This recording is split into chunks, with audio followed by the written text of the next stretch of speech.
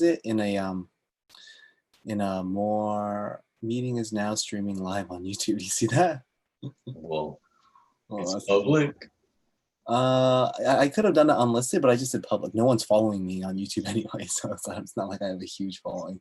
But I want to see what this is going to be like. The whole purpose is so that it logs it in a more. Oh, this is cool. Okay, so we're live. I don't know if it popped up for you, but it popped up for me. This is okay. We're live. Anything. Well, I could probably give you the link, but just imagine you're on YouTube watching. I'm gonna just go on YouTube and look you up.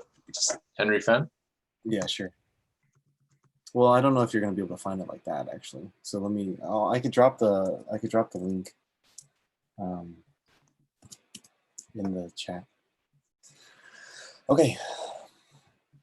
You don't need to do that because you open it, you gotta unmute it. But let's discuss. So, well, do you want to first share your thoughts about TechCore so far? Like you were in the morning session, and you're also. Yeah. At least for the math portion, I think it probably wasn't. I mean, it's hard over Zoom and just the first time doing this, just trying to explain to not only us, the staff, and to the students what to expect for the first day. And I had no idea that they're going to be doing a diagnostic test. And I don't know if they knew that going into it. Because I saw some of the chat afterwards and they're like, this class kind of sucks. But like, I think it's because they might be under the impression that, okay, this is what a class is going to be like. Whereas it's actually, well, I'm hoping that we can make it like an interactive class with a bunch of feedback and, you know, some type of sense of community, which is hard to convey over Zoom. But yeah, I don't know if that message necessarily got delivered. They might just think every day it's just going to be a diagnostic test, which is stressful, you know? Yeah, I mean, yeah, I think there were some good points. One, I mean, we had a good attendance, right? In the computer science thing, the few times that I spoke up when Eric and Zebin were asking for participation, I don't know if you noticed, but it was just to help students provide a little bit of context of what computer science is, right? Like I wasn't in the computer science lecture, so what? Can you give me a brief summary of how that went? Well, we went over some expectations. We went over, wow, this just goes to show how much you forget if you just listen. I mean, I did take notes. We went over string literals and what variables were.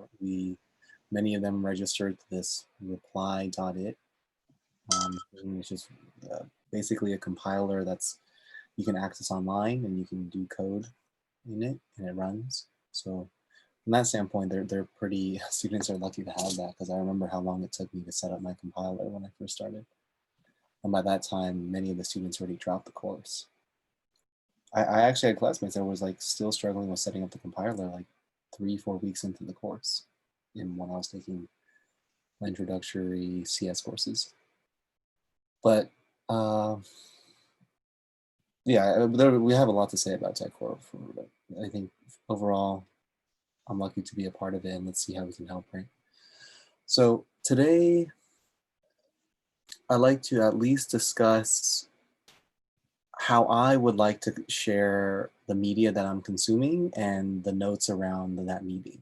I think you already took a brief look and glance at the Excel sheet, right? Yeah. So I guess I can share my screen. Wrong. Is that sharing properly?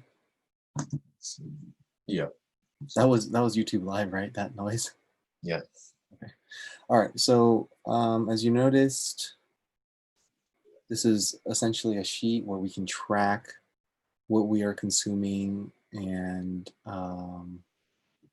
what genre it is, who is it by.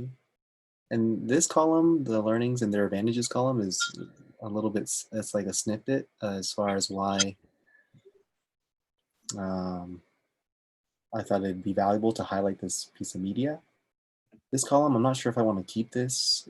I actually prefer this column that I just made. So for example, this video is about how Adam writes for his cooking videos.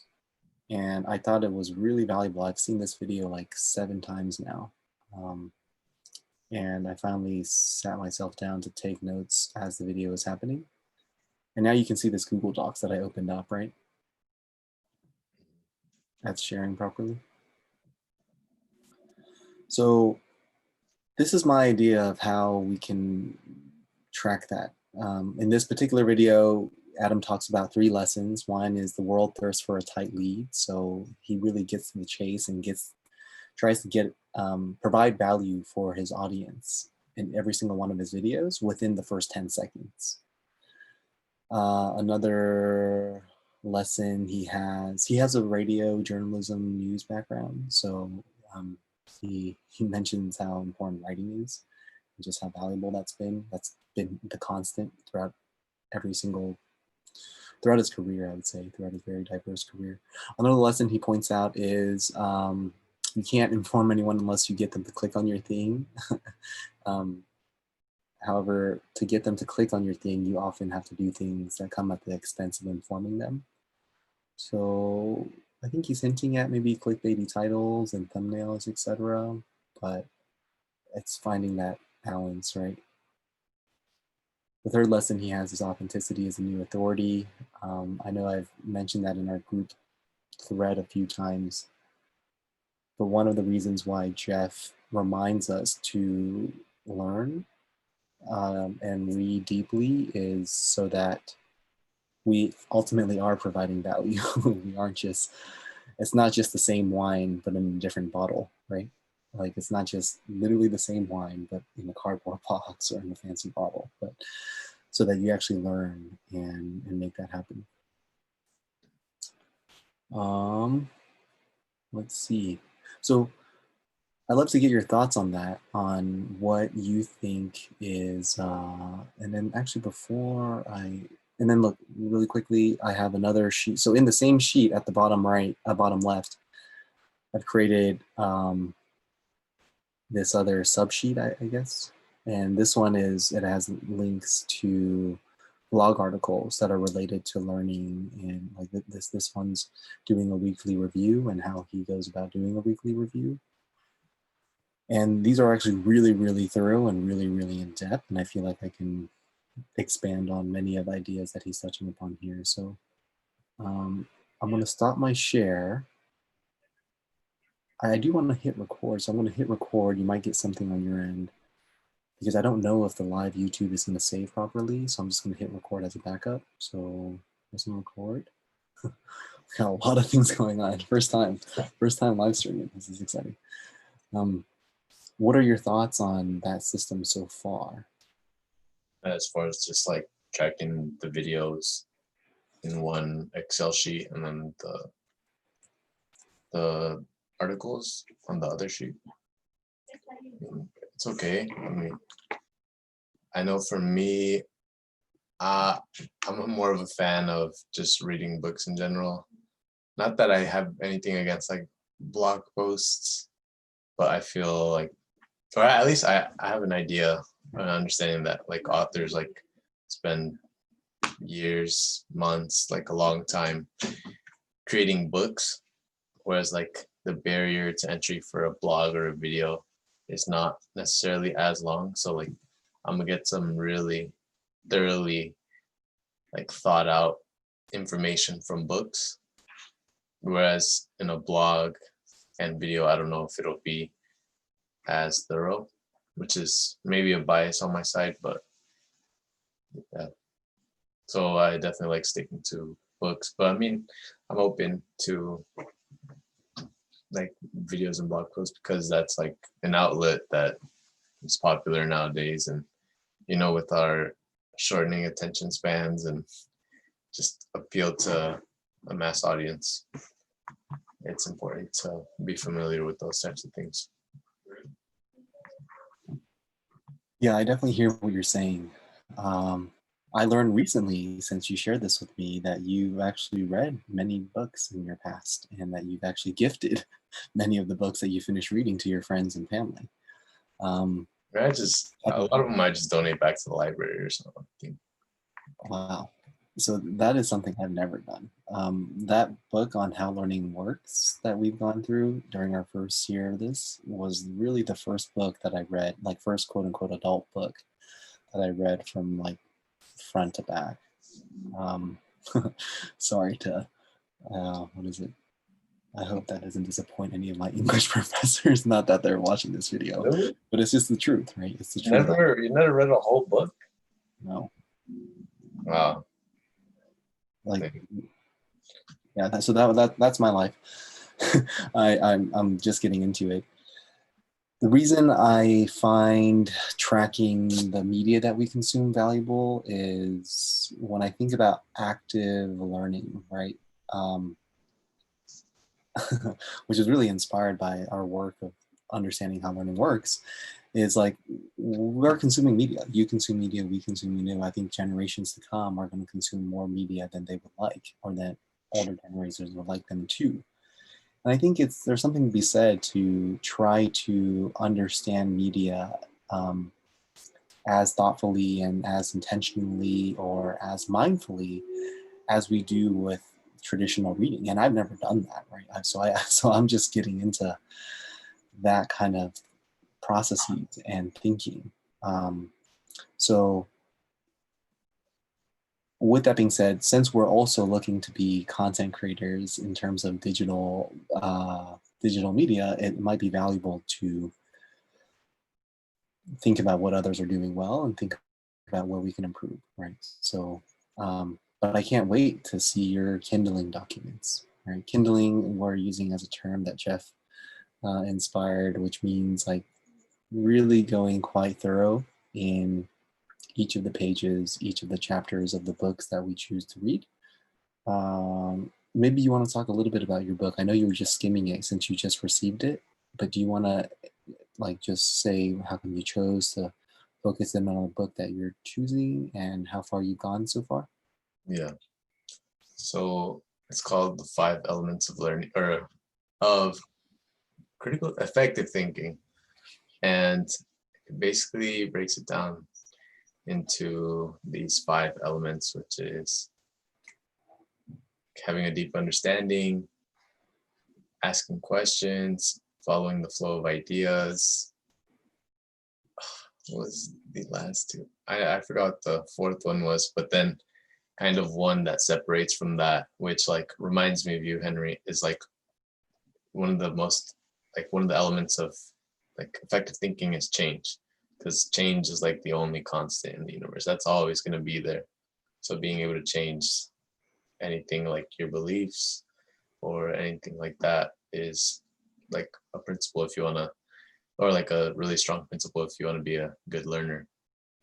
And this book has a background, or like the author's background is some math professors who, they used to think kind of that standard narrative of like, maybe my students are just cutting it, like they're not doing the work, but they realize, oh, like there's like these lack of skills that you can use in your professional and social life of just how to effectively break down information and make it your own, just thinking in general. And this is a professional skill that you could use. So I'm like, wow, like we have, it aligns so much with what we think. So I was like, I definitely want to look into this. Yeah. Thank you for the shout out. When you, I'm happy to hear when you think of the word change, you think of me. I use it quite often. Yeah. It's been really important. And what's sad is actually in our first day at TechCore, which is a summer camp for students who are going into college and wanting to understand math and CS, computer science, a little bit more. I don't think we had any conversation. There was no language. There was no dialogue about learning and about change, right? Yeah. People had, There was any change going on.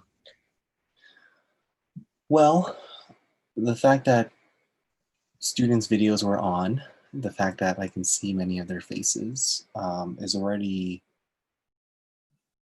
in my mind, a lot better than the CS courses that I've taken over the last year at San Jose State. Our videos were always off, right? Mhm. And some lecture halls are a little bit too large, but there were some classes that's only 20 to 30 students, but there was no invitation to do videos on, and there was no invitation for any dialogue. Your math section was different because they were taking a test. Or Ours was, there was definitely a little bit more, but we still didn't talk about learning, right? We still didn't talk about the trauma that we've all had in learning, right? We went straight, we not straight into variables, but there was conversations about variables and string literals, and that's the never-ending balance that teachers have to make, right? How much content, how much of the course of requirements are we going to teach versus how much context and how much engagement um, we want to reach, right? Because the idea of teach, as we know from our research, just because I'm talking about string literals and what variables do, doesn't mean it's actually resonating in your mind, right? I mean, that's why I think breakout rooms can be like a powerful tool, but we just have to learn how to use them properly. Yeah, definitely. Um, let's see. I'm looking at our agenda because at some point I do want to end this recording. I'll keep this live thing going because I haven't played around with that. So I want to end this recording, but then I do want to start it, and I do want to do segments like we did for cultural capital and we did for conquering college. You know, so like I'll ask you a focus question because we can stay with that format, or we can do a different format, which is like a short story, like 10 to 30-second story. Um, maybe science or maybe history or the impact of the story and how students can apply that story to learn a little bit better, right? Or we can follow that model too. So we can do the Q&A model that we've done in the past for both of our playlists. We also might want to try with like a story science application. And I can lead with that so you have a good example of what that means. But I'm looking at the agenda.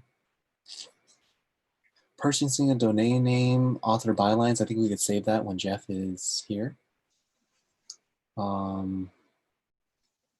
Systems to record content. We're figuring that out, right? I'm trying live for the first time ever. We're going to try this video on and off. We have to remind Jeff to enable HD, and if he wants to touch up his appearance, maybe he can do that. There's actually a lot of math that happens when that happens, you know, like smoothing out like our faces, quote unquote filtering. You know how much math there is? Like, I don't know if you played around with Camtasia probably has this, but all those effects, like on Adobe Premiere, where I've been producing a lot of those videos, like just with manipulating the sound effects, there's like at least 20 different things you can do. You can like toggle it up and down. Like everything begins looking like trigonometry and graphs. And I just think to myself, not only is what the user interface designed by a lot of math and principles of math, but also just when I'm manipulating my volume, let's say, the underlying idea of that is, I think, can be mapped back to math, which is fascinating, right? Like, wouldn't that have been, I don't know, for me, like before taking a displacement thing, like, well, first off, I don't think students were assuming that they were going to take a Yeah, displacement thing, but to weave in like things like that, just get them um, excited about it before yeah, that's throwing them into the water. a huge part, right? No, And Nicole and Melissa are doing a great job because I'm sure when this institute received funding to do this thing, they were also tasked to use Alex, which is some AI software that learns from students' responses and answers. But what a what an interesting juxtaposition, right? Using AI to learn from what I mean, to kind of leveraging AI to meet students where they are so that they can have questions that are geared towards the quote unquote difficulty level or mastery level. But like the vast majority of students weren't even engaged, right? It was, and we'll see because it was a test and they had to get that done. So we'll see what that looks like. But for sure, if we want to advocate for students,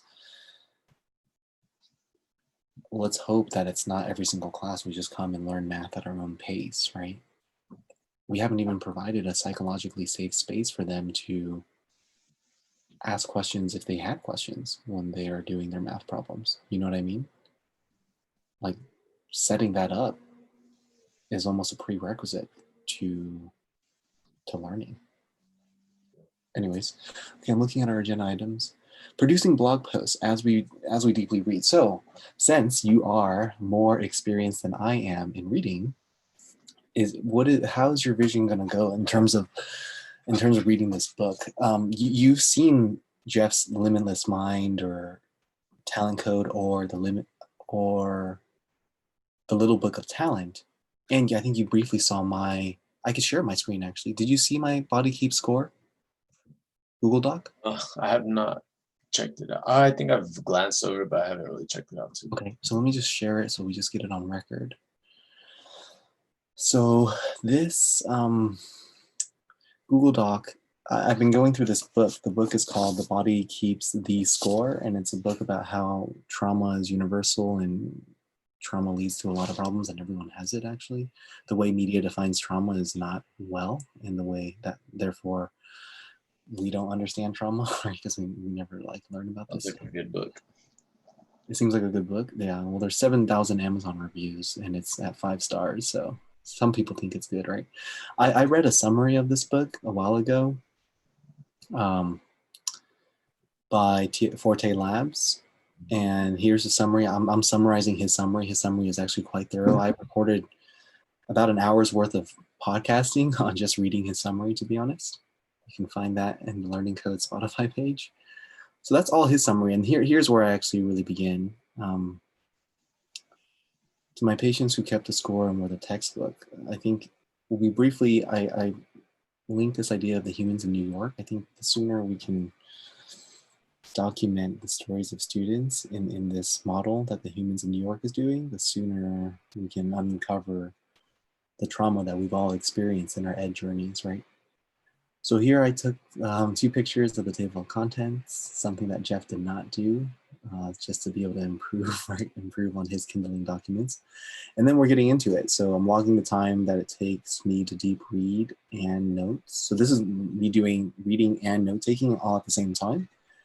And there's some learning keys that I try to extract learning keys. One of the things I'm having trouble balancing is part of me, because the learning keys primarily is like 90% of the author's writing. I'm just like extracting it, right? Sometimes I'm paraphrasing, but for the most part, not really. But part of me really wants to comment. I don't know if you noticed. It really wants me to comment on everything. Yeah. And one, I should probably set the expectation clear, which is that you all don't need to read all my comments because there's not enough hours in the day. But 2, I have to work through that, right? So this is how I'm approaching the Kindling process and the deep reading process and the note-taking process. You are welcome to model this if you want to model this. I don't know how you plan on doing it for yourself, but I thought I'd just show this to you, right? Yeah. Actually, I've already started on mine. I mean, basically what I have, or I'll just give you my system. This what I've just developed over time is, well, I've read a lot of books, so sometimes they hit and sometimes they just don't resonate. So I usually give a shallow read and not necessarily the whole book, but maybe the intro and a first chapter or something. And like for this book, I've read the intro and I read the first chapter. I was like, okay, it's pretty interesting. I liked it. There's a lot of ideas that like entertain me, but I want to go deeper into them. So then I'll do, but it's really general. And then the second reading that I did, I reread it, now having under like an idea of what I'm expecting. But now I was just extracting things that like really stood out to me out of the textbook, or not textbook, but just book. And then going forward, I would like to put comments under those things of what I think about those ideas. And that's kind of just the system that I've been using. I'll probably do like that for the first chapter, and then I would maybe then read the second chapter like super vaguely, and then do my second rereading, kind of steal ideas out of there, and then the next day just looking at those ideas, write on what I think or like how I can express those in my own life or just any thoughts related to them. So that's kind of the system that I have to capture ideas because I want to know that like I'm investing my time into something that I like. I want to invest my time into. Yeah.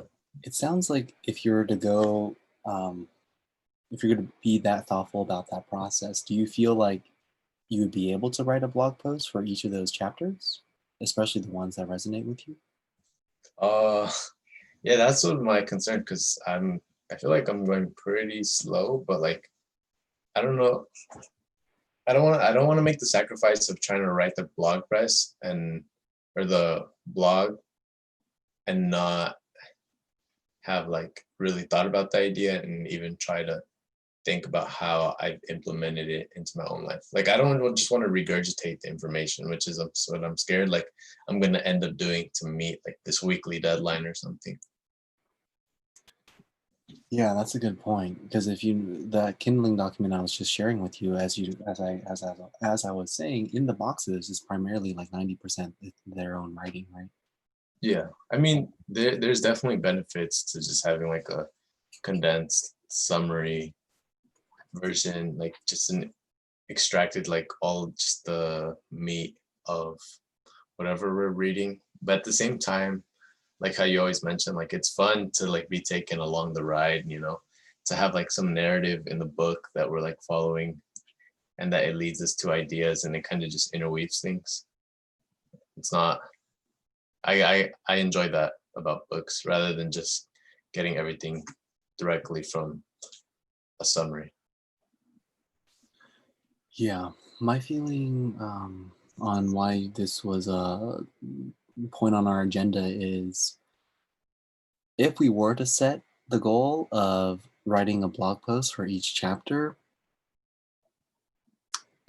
one of the nice parts about writing blog posts is it does kind of give us this deadline to really reflect and kind of become like a generator rather than a consumer, right? So when we're reading, when I'm technically writing that kindling document, and 90% is those authors' words. My comments are all my words, but 90% of those words in the boxes are the authors.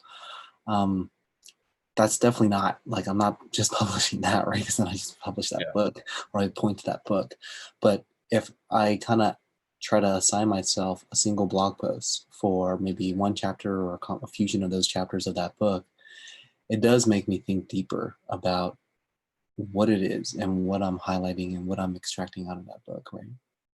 So let's see what happens. Also, when school starts, we had this dream a month ago that we would make portfolios for the schoolwork Mhm. that we're going to be assigned, and I really I do want to do that, right? I do want to highlight a minimum of one assignment or one learning objective in each of my classes to display onto the portfolio, right? Um, and I'm sure there's ways to, I guess that'd be a little bit different than the audience that we're trying to reach with the learning code, right? It'd be a nice pointer to be like, hey, this is how it's actually being applied by a student. It'd be a really, really valuable pointer. But it is a little bit different if, like these blog posts, especially the one that Jeff just wrote on our mission, um, like that type of stuff I'm comfortable with sharing with like deans and other professors and staff members, right? And other students. But if I'm sharing a portfolio of what I'm learning in my data structures class, that might only serve students who's taking data structures, you know? Yeah. That's gonna have to be kind of like a side thing. So let's see if we can get back on track. Well, it's something to think about, right? So your reading and note-taking system, I encourage you to digitalize it. Oh yeah, I've been. Yeah. Okay, great, great. I know your preference has been more Just old paper, hard fashioned. copy, but there are some benefits of electrifying it, right? So one, I can just give you feedback with like by just going onto the link. Um, Two, we can develop our folders. Oh, that's one thing I should show really quickly, and then I do want to do some recordings at the end here. Um, And these like Kindling documents, should I be uploading these to the Dropbox? No, so let's get away from the Dropbox. Jeff and I have had a few painful Dropbox experiences with comments disappearing, and it actually is a thing. So I did some research on that, and it is a Dropbox, like, I don't know, error. Some bugs, yeah. Yeah. So I created this drive. I've already shared this drive with you. Let's double check. Yep. Okay, I shared it with you and Jeff. These gray folders are pretty much empty for now. This article one is not empty. I don't know if you noticed in our Dropbox, we have a lot of files, right? Jeff shared with us a lot of information.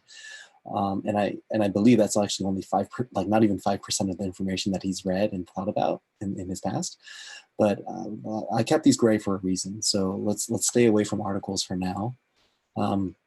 So look, in this folder, meeting notes with recordings. So these are I guess meeting agendas. Well, I actually usually, because Jeff speaks a lot, I actually do usually just like transcribe what he's saying onto our agenda. That's what I've done for our first one and what I've done for many of our meetings over the last year. But look, now we have like the actual place, a really nice place for it. It's really organized. Blog drafts and feedback. So Jeff didn't actually share with me the draft of the first blog that he posted, but this is a feedback document. This was our feedback document that we shared with Jeff. Remember, that's a picture of Richard. Richard, if you're watching this, don't kill me. I want to make you famous because you're one of the best tutors I've ever had. But ideally, when we figure out our blogging systems, maybe before we publish, we do share with each other, right? A Google Doc, and then we do get comments before we actually hit publish. But it sounds like Jeff is already going to go back to that document in his message with us to make updates. So I guess the idea is even when we do publish, it's not the final thing. It's not the final, it's not set in stone. But I wonder, as we work through it, I think we'll get closer to that goal, right? Media analysis and notes. So the Excel sheet you saw, these are all some of my notes of the specific videos. So this document's a little bit different than the how to write for YouTube with Adam and Andrew Yang and Scott Galloway's video that you also watched. This video, this doc I created a while ago. Let's see. Yeah, in January, see January 2nd, 2020. But this document has a lot of Thomas Frank's videos. Each of them I kind of highlight and write something, right? Or I basically take notes on it as if it was a lecture. It's my first draft of notes. Best way to organize your computer files, see.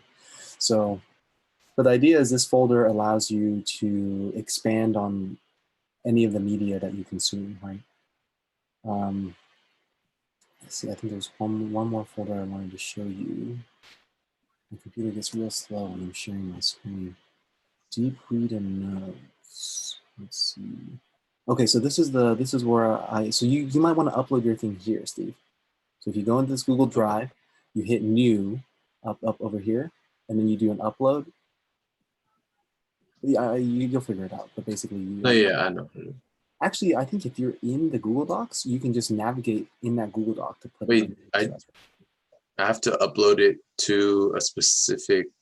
Don't I just upload it? Isn't Google Doc already in the cloud, and then I could just share it with you guys, or? Well, the thing is, I want to organize it, right? This is the whole idea of this drive. So I have to log into the learning code account. Nope. You can share it through your direct thing. I'm pretty sure. So let's be in touch about that. Okay. But the idea is you should be able to. Here, let me show you something. So, for example, this is the Google Doc, right? From this Google Doc, if you do this move thing, my hope is you can find that drive there. It might not always be the case, right? You might have to zoom out. Yeah, you should be able to zoom out to this page and then go to shared drives, and then you should be able to put it in there.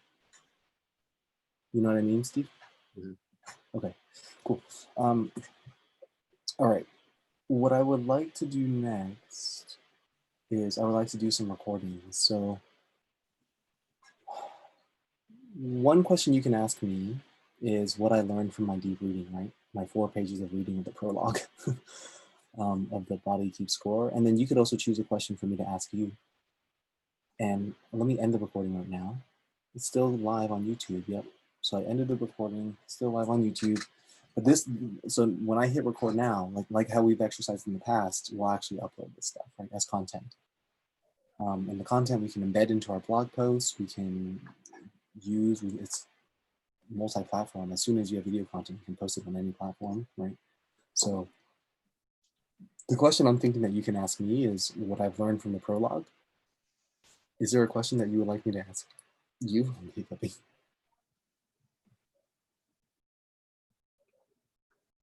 Hmm.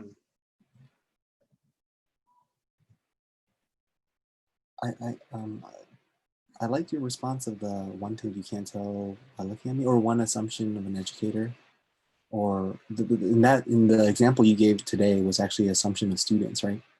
Students think you're hella smart because you're always going to office hours, and you said no, it's because I actually want to get my questions addressed, right? Yeah. So even No, if we just capture yeah, that, I've had people come up to me and tell me like they're kind of intimidated by me, or they're like, "Oh, you're always answering or like asking questions in class and like trying to answer stuff or going to office hours and whatnot." I'm just so like, "Nah, I'm just confused a lot." even if it was just that, um, and we can do variations of that's an assumption of students. Assumptions students have about you. You can do assumptions that your parents have about you, assumptions that your educators have about you, like 1 minute clip for each if you want. I know you probably don't have good responses for the other two yet, but does that make sense? Mm, I guess there's one thing from the book. Well, it's a famous quote, but they had it in the book and I had to print it out and post it up. I was not so sure. I put it in my room right here. It says right on my desk. It says, "I know," it's from Albert Einstein. It's like, "I know quite certainly that I myself have no special talent. Curiosity, obsession, and dogged endurance, combined with self-criticism, have brought me to my ideas," which is like something that I think is like really remarkable for him to say. Because like, I mean, if you asked me like 3 years ago, it's like, "Hey, do you think you get a PhD in math?" I'd be like, "Get out of my face!" Like that's crazy. Like knowing Jeff, knowing just knowing all these crazy PhDs, knowing Parkley, knowing like Tavernetti, all these people that I've met who've accomplished things like that or have become doctors, have done like insane features. I think, it's kind of like this innate ability.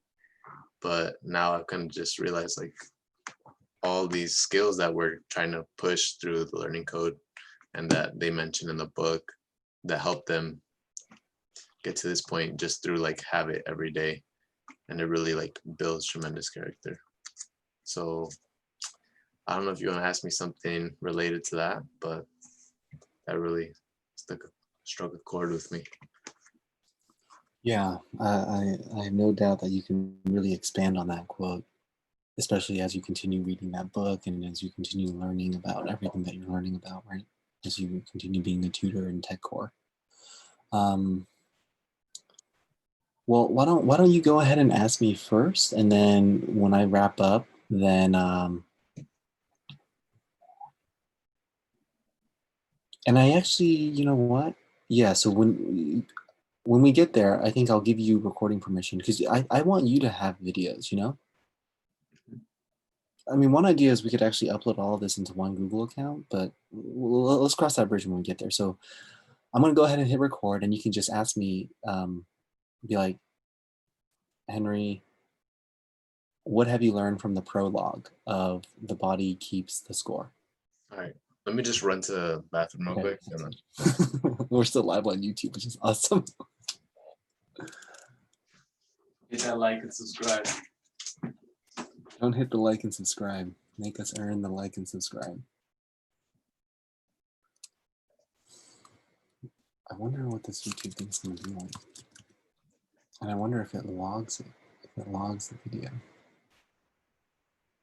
Oh, it's totally live right now. Jesus.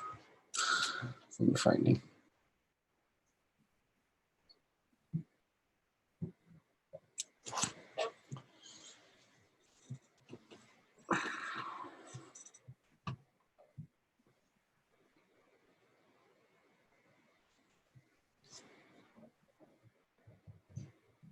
Oh, the YouTube video is 7 720p.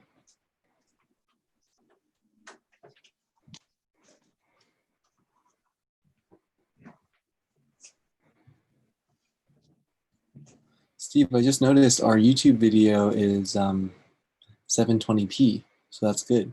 That's good news. Awesome. Okay. All right. Do you remember the question? The question is, Henry, what did you share with? What did you learn from The Body Keeps the Score's prologue? I don't even know what the formal definition of a prologue is. You know? Hold on, Like an introduction. Yeah. That a separate introductory section of the literary work.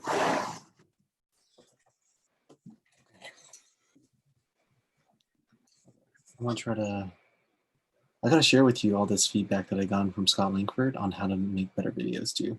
He's so good at it. He like immediately gets into his like radio video mode. It's like super loud, super like hands are everywhere. All right, I'm gonna go 3, 2, 1, and you can just go straight into the question. Henry, what did you learn from the prologue of The Body Keeps the Score? Okay. And then I would in terms of speed, Steve, let's ask the question in a clear but also like a fast way, okay, like a high energy fast way, because people can close videos in like 3 seconds, you know. Yeah. All right, cool. I'm a little tired though, but all right. It's okay. I just one sentence. I believe in you. Okay. All right. Wait, 3. let me practice this real quick. Okay, do it.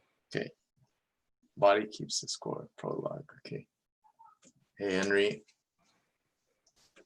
what have you learned from the prologue of the book? How the body keeps the score, or the body keeps the score.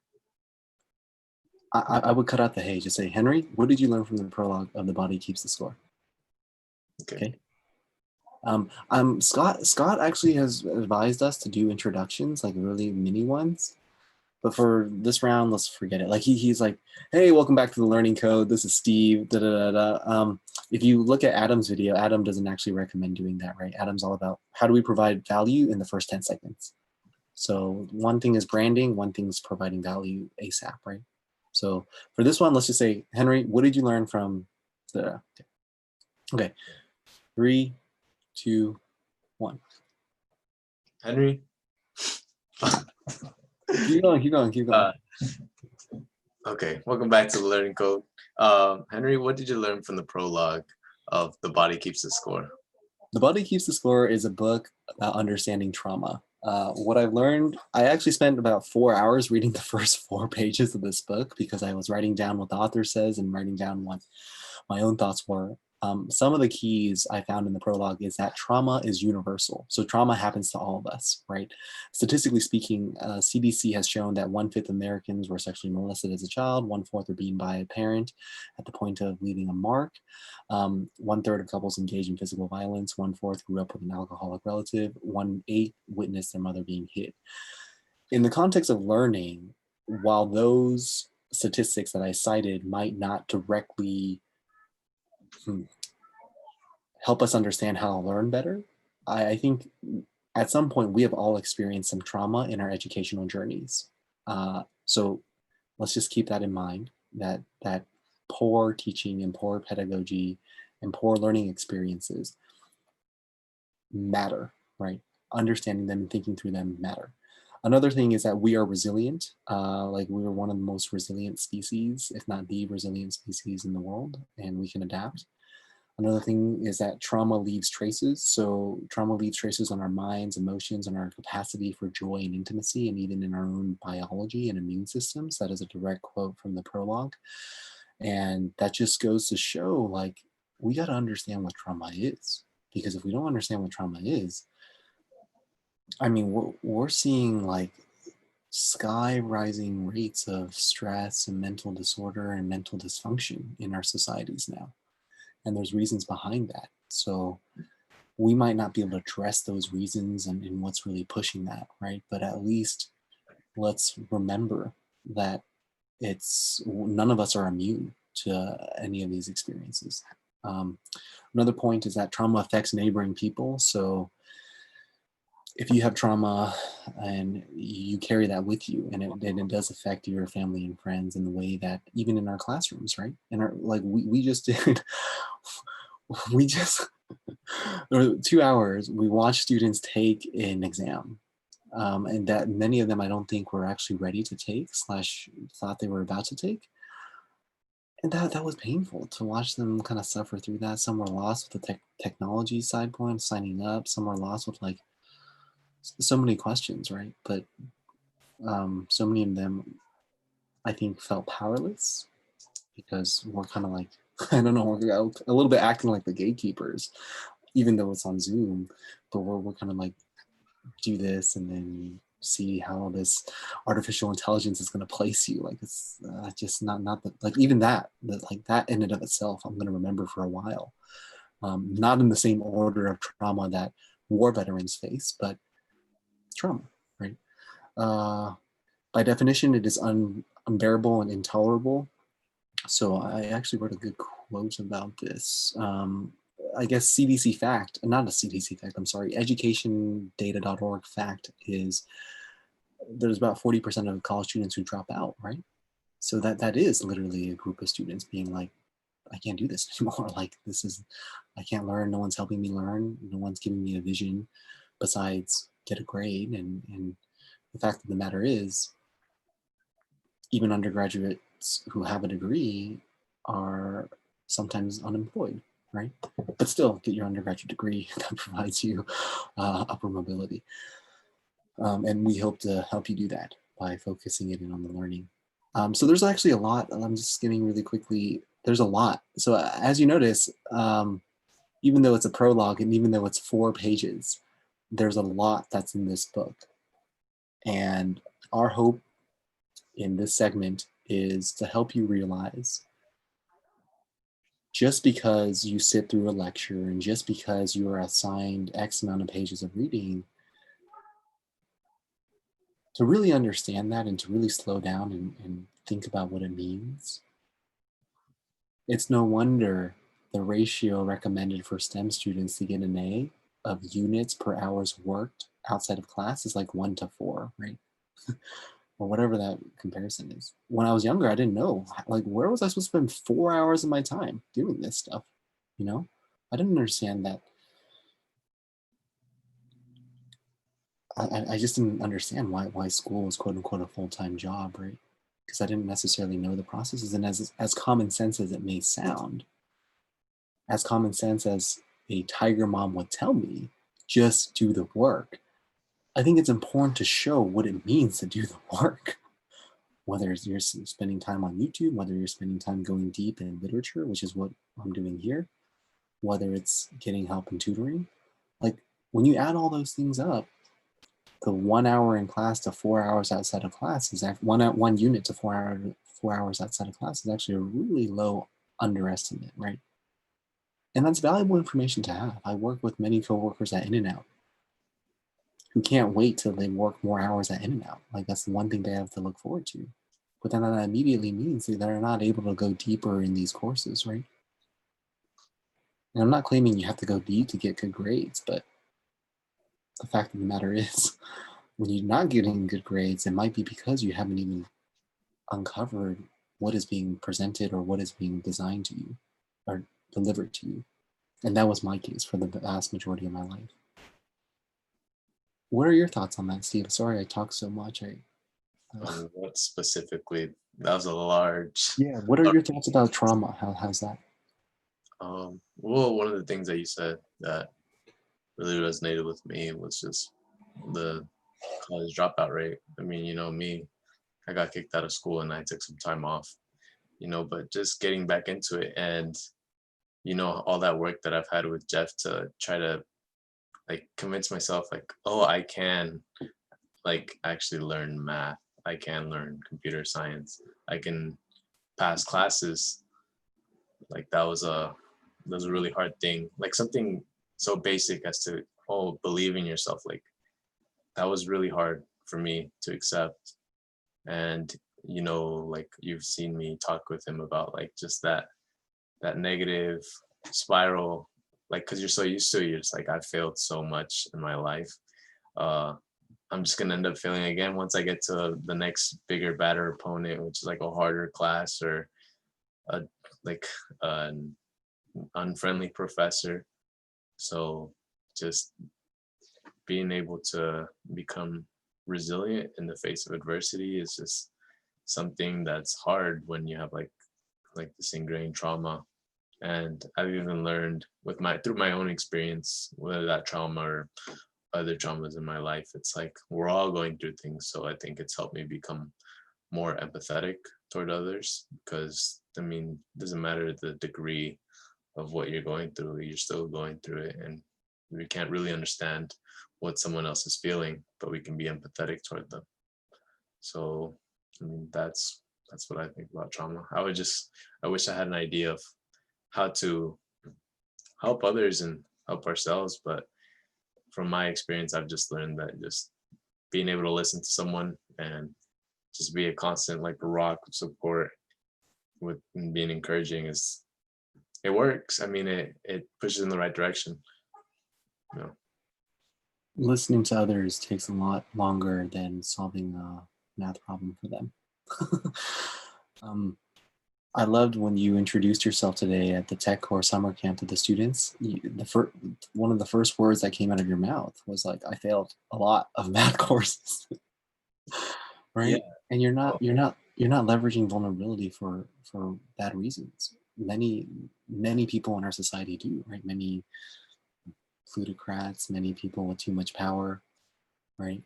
yeah. But No, like I felt inclined to especially say that because when I was hearing Nicole talk, she had mentioned her dyslexia and how like so English and reading kind of came difficult to her and she was always more inclined to do like analytical math stuff. And the other Melissa, was it Melissa? She too was saying like, oh yeah, I've always kind of been like a math person. And like yeah, I've just been drawn to engineering, this, I have my advanced degrees. And like me being the student that I was in the past, like that was intimidating even for me where I am at now, pretty confident in my abilities. I was like, whoa, like these students, like I know a lot of them, I had talked to them, they're like, yeah, like I'm interested in computer science, but math, like I just can't get it, I'm not a math person. So to be kind of led by someone that appears to be a math person, you're just like, oh, I hope they don't discover that I'm not up to par when I'm like, I kind of wanted to lead with my own vulnerability, be like, man, I've outfilled all of you guys. Don't even feel bad. Like you guys are like smarter, better looking, younger. You guys got all these qualities. Don't even worry. If I can get through it, you guys can get through it. Um, yeah, I directly stole that from Jeff, always saying that. Man's got some gems. But yeah, so I thought I had to really put that out there in my introduction. repetition of those positive messages, positive affirmations are really important. We've done some research on just how important showing that you care and showing that you're willing to learn from them as much as you are willing to teach them ignites learning, right? Yeah. And that's how Jeff has been so successful with us, is because he does that. He has those messages in his own form, and he communicates it all the time.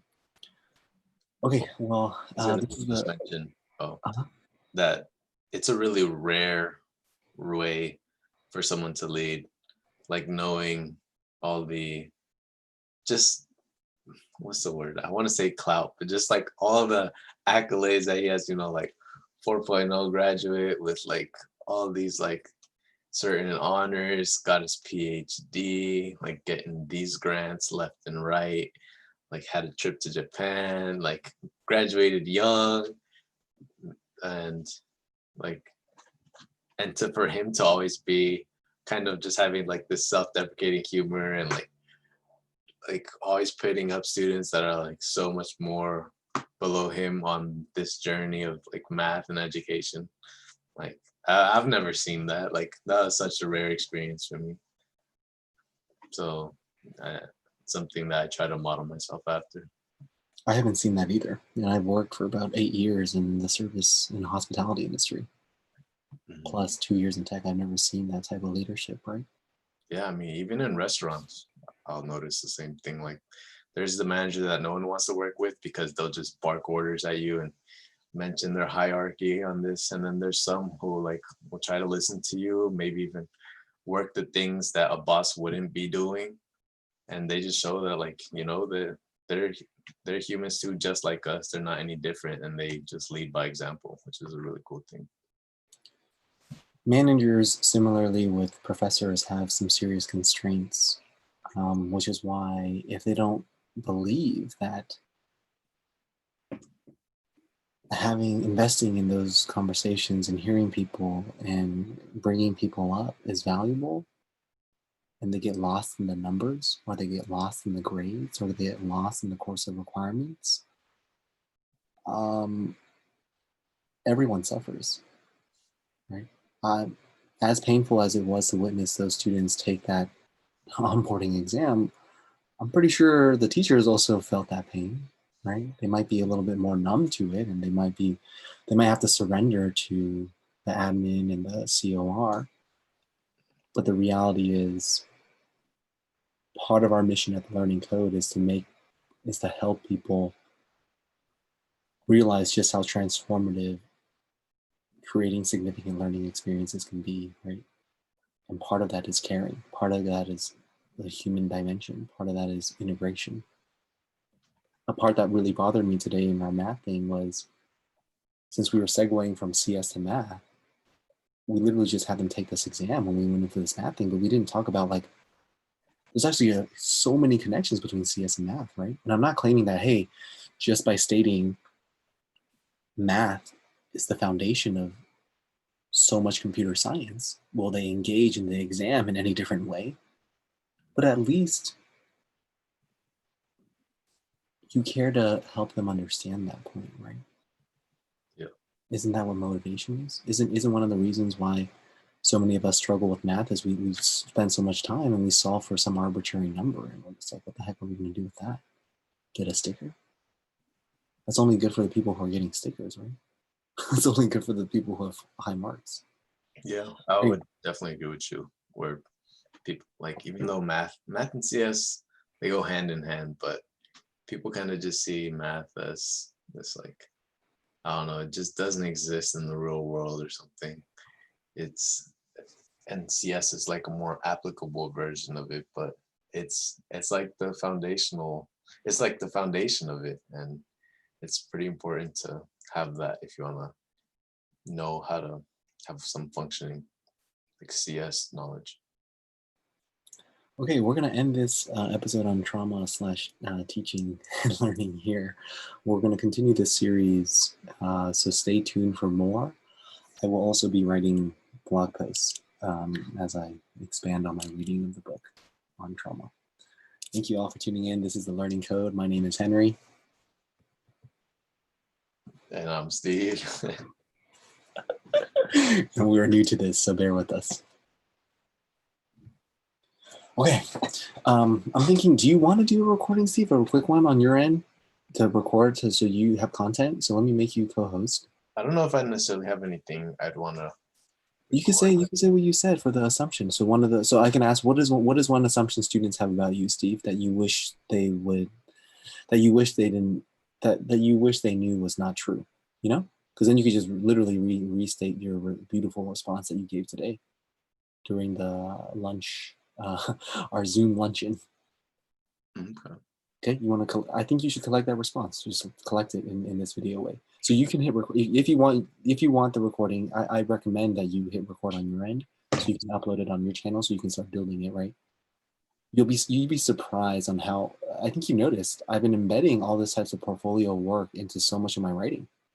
In the Canvas introductions, I embedded a podcast. I embedded a video, Yeah. just in case people want to learn more, right? Yeah. About what it means. Oh, So I just wanted to mention, I think the flow of how we're doing it goes really well when we're like going back and forth, back yeah, and forth. Because I think when you first started, like, I think you had spoken for like 3 to 5 minutes. 3 to 5, yeah. And like when you asked me a question, I was like, you said so much, like I didn't even know. Yep. I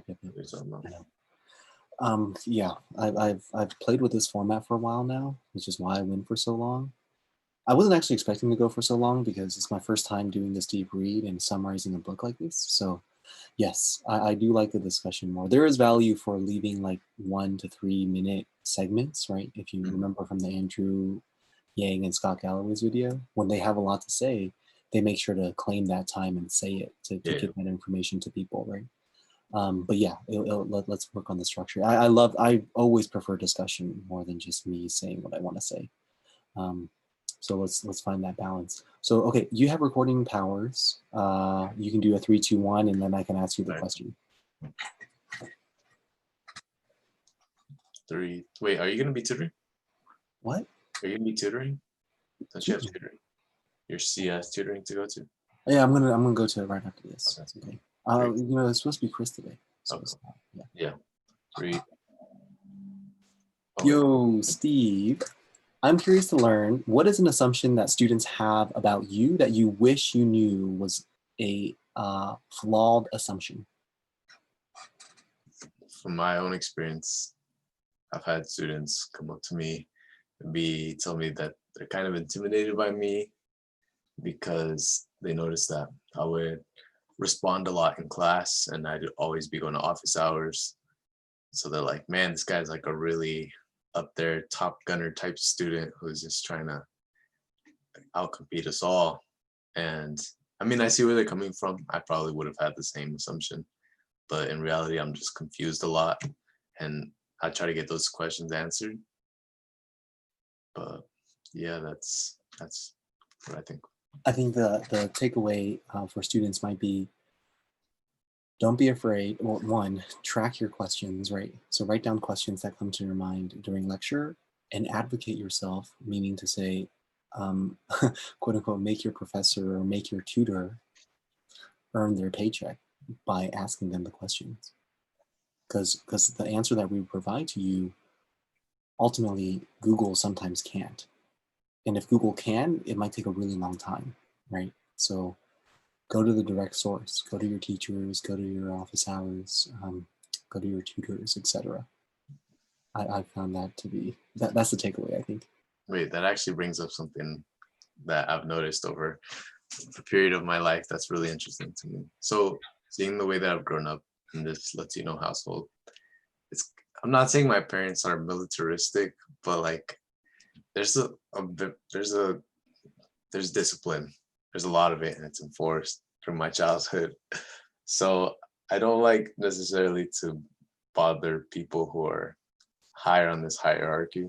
So I kind of feel like I've taken that into the classroom. So I'm like, oh, let me not bother the professor, or let me not bother a TA or something and ask them questions when I actually need help and whatnot, which is not a good thing. But Jeff taught me. I mean, you could talk about this, like, right? Jeff's like, make them earn their money, which is something super foreign to me. What do you think about that? I mean, you're touching on cultural capital. So we have an entire series on cultural capital. This point is a little bit on the familial part, right? How our lived experiences as when we're growing up impacts the way we navigate college. And for the sake of learning and for the sake of ideally discussion, collaboration, and just imagination, it's really important to have discourse, right? It's important to engage in dialogue. And sadly, there wasn't much of that today in either of our courses, but the fact of the matter is, yes, there are reasons why some people talk more than others, and some people ask good questions, and some people ask questions that sometimes make you want to be like, right, like, how come you're asking that question? But also, like, have you ever heard the saying where a lot of communication majors get dissed? They're like, oh, what are you studying in college? You're a communication major? Have you heard that? Yeah. I hate that sentiment. Because the fact of the matter is, if you think about how nuanced communication is, I wish people continue to take communication courses as they grew up, right? Or even professionals. In fact, how come there's not an actual course on listening? So much communication is listening. We never have an actual formal course about listening, right? There's no Yeah. wonder we suck at listening. If I if I had a course on listening, maybe I'd still be with my ex-girlfriend, you know? Like I could have been a more active listener. Yeah. If I took communication and listening more seriously earlier in my life, I would have so many stronger relationships and bonds. And since we're social beings, that's like such an essential part to thriving. Being able to connect with others and being able to just open up to others and listen to others to hear different perspectives. And doing it via technology in the digital world is not a good way, right? We see the conversations out there on social media platforms. Is that really productive dialogue? So, okay, takeaway. There's no such thing as a dumb question. So just begin tracking your questions and get those questions addressed. One less little asterisk, that's a weird word, asterisk, is Jeff has said to me one time in the office hours when I was telling him I was really struggling with learning this physics concept in electromagnetism. And he just asked me, like, what is it specifically that I'm struggling with? Like, get specific. And I think about that every time I struggle with anything now. Because when I actually think about that and I'm honest with myself and I'm aware with what it is I'm struggling with and where my help can be, tutors, office hours, preferably before Google, or whatever you can Google, you'll see you won't always get the answer, right? Then I can address that. It's not, I don't have to just abandon it, right? So get specific with what the questions are. Get specific with what you don't know. And then go seek help.